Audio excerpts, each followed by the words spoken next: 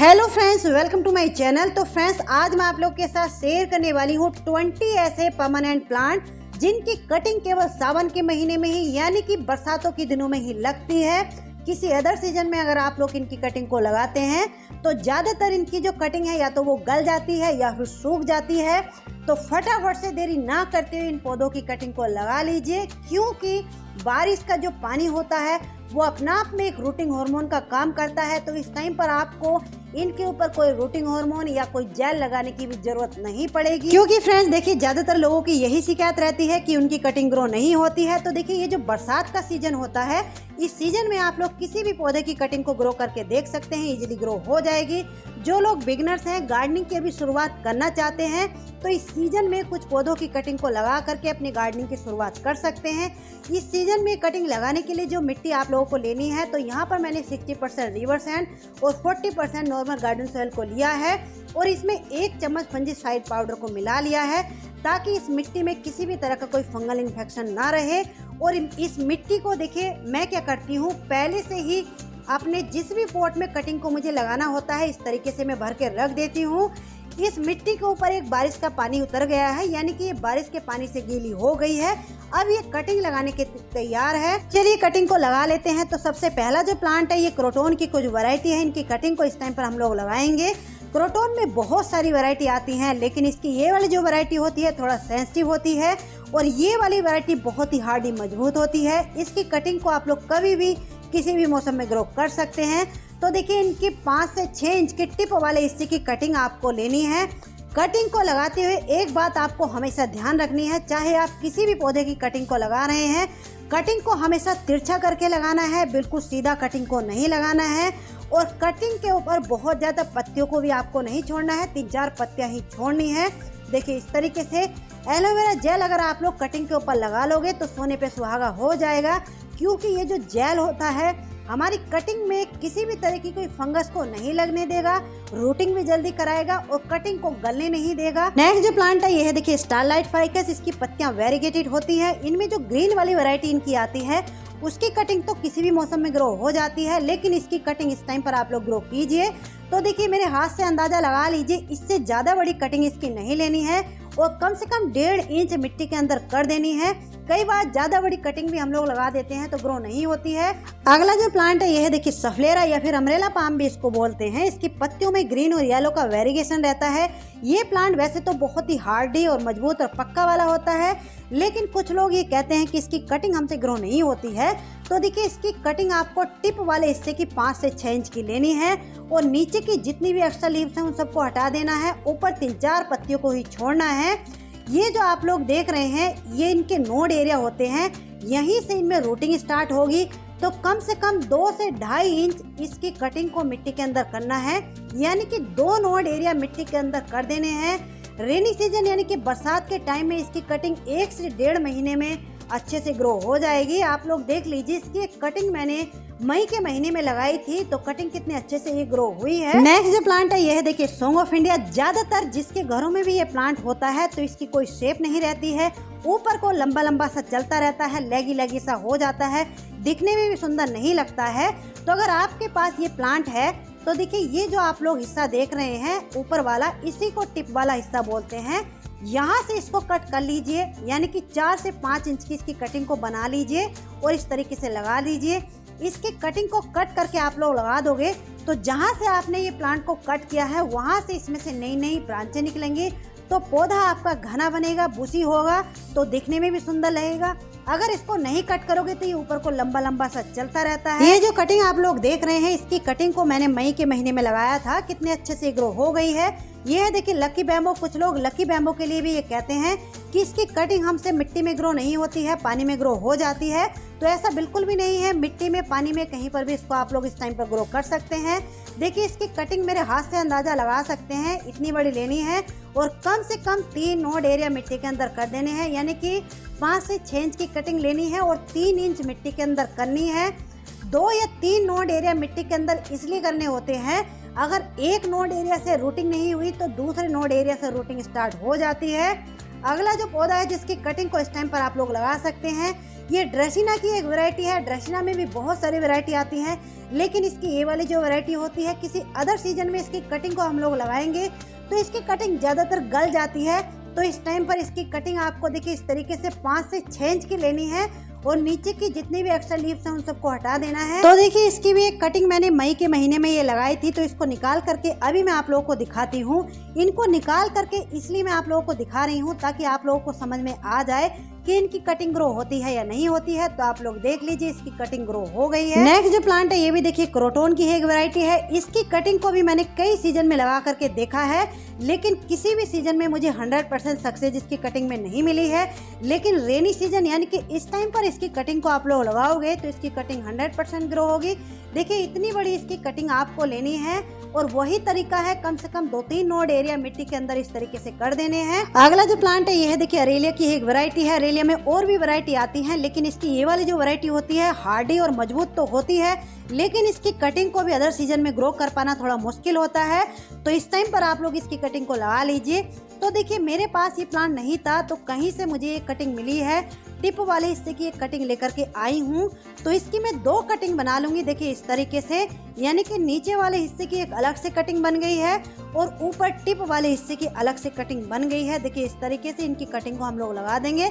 तो देखिए फ्रेंड्स, ऐसा नहीं है अगर आपके पास ये पौधे नहीं हैं, कहीं से अगर आपको इनकी कटिंग मिल जाती है तो बरसात बहुत ही अच्छा सीजन होता है, इस टाइम पर इन पौधों की कटिंग को लगा लीजिए। नेक्स्ट जो प्लांट आप लोग ये देख रहे हैं ये एग्लोनिमा की एक वैरायटी है। एग्लोनिमा में भी बहुत सारी वैरायटी आती हैं, मेरे पास भी इनकी कई सारी वैरायटी हैं, लेकिन इसकी ये वाली जो वैरायटी होती है ये थोड़ा सेंसिटिव होती है। तो इसकी कटिंग को आप लोग इस टाइम पर लगाइए। स्प्रिंग सीजन में भी इसकी कटिंग ग्रो हो जाती है, तो इस तरीके से इसकी कटिंग को भी लगा लेना है। नेक्स्ट जो प्लांट है ये है देखिए गोल्डन साइप्रस के और मोरपंखी के। इन दोनों पौधों की कटिंग को लोग ये कहते हैं कि हमसे ग्रो नहीं होती है। तो देखिए किसी अदर सीजन में तो बिल्कुल भी इनकी कटिंग ग्रो नहीं होगी, लेकिन बरसात के मौसम में आप लोग इनकी कटिंग को ग्रो करके देखिए। कटिंग इनकी थोड़ा देरी से ग्रो होती है, कम से कम 3 से 4 महीने इनकी कटिंग ग्रो होने में लगा देगी।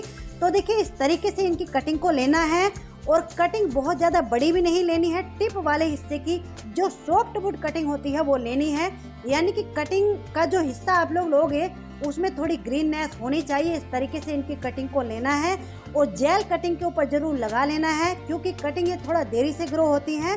तो कटिंग में कोई भी फंगस वगैरह ना लगे, कटिंग हमारी गले ना, तो इसलिए एलोवेरा जेल को जरूर लगा लीजिए। ये गोल्डन साइप्रस की कटिंग है, तो इनकी कटिंग भी देखिए इतनी बड़ी आपको लेनी है, ज़्यादा बड़ी कटिंग नहीं लेनी है। और फिर से वही मेथड है कि कटिंग बिल्कुल जो ग्रीन वाली होती है वो कटिंग लेनी है, जो हार्डवुड कटिंग होती है वो नहीं लेनी है। इस तरीके से इनकी कटिंग को लगाना है। नेक्स्ट जो प्लांट है ये भी ड्रेसिना की एक वैरायटी है। इसकी कटिंग भी बरसात के मौसम में ही ग्रो होती है, तो इसकी भी टिप वाले हिस्से की 5 से 6 इंच की कटिंग आपको लेनी है। ड्रेसिना में बहुत सारी वैरायटी आती है, मेरे पास भी ड्रेसिना का बहुत बड़ा कलेक्शन है और मैं कटिंग को समय समय पर लगाती रहती हूँ। लेकिन जिन लोगों की ये शिकायत रहती है कि उनकी कटिंग ग्रो ही नहीं होती है, उनके लिए मैं ये बता रही हूँ कि बरसात के मौसम में आप लोग इन सभी पौधों की कटिंग को लगा लीजिए। ये भी ड्रेसिना की एक वैरायटी है, तो इसकी भी टिप वाले हिस्से की 5 से 6 इंच की कटिंग लेनी है। देखिए इस तरीके से इनकी कटिंग को लगाना है। ये जो आप लोग सामने देख रहे हैं ये ड्रेसिना मर्जेंटा के नाम से इसको जाना जाता है। ये भी ड्रेसिना की एक वैरायटी है। इसकी कटिंग किसी अदर सीजन में नहीं ग्रो होगी, बरसात के मौसम में ही ग्रो होती है, क्योंकि मैंने इसकी कटिंग को लगा करके देखा है तो ज़्यादातर इसकी कटिंग या तो सूख जाती है या गल जाती है। तो देखिए इस तरीके से इसकी कटिंग को लेना है। इसकी कटिंग कम से कम 3 से 4 इंच मिट्टी के अंदर जानी चाहिए। देखिए इस तरीके से, और कटिंग लगने के बाद देखिए इसकी हिलनी नहीं चाहिए, मिट्टी को रेत को अच्छे से ठोक देना है इस तरीके से। तो इसकी कटिंग भी इस टाइम पर आप लोग लगा सकते हैं। नेक्स्ट जो प्लांट है ये है देखिए डेविल्स बैकबोन। इसमें कुछ और वैरायटी भी आती हैं, लेकिन इसकी ये वाली जो वैरायटी होती है इसकी कटिंग को तो आप लोग किसी भी मौसम में ग्रो कर सकते हैं, लेकिन इसमें जो वेरीगेटेड वाली वैरायटी इसकी आती है वो थोड़ा सेंसिटिव होती है, उसकी कटिंग केवल बरसात के मौसम में ही ग्रो होती है।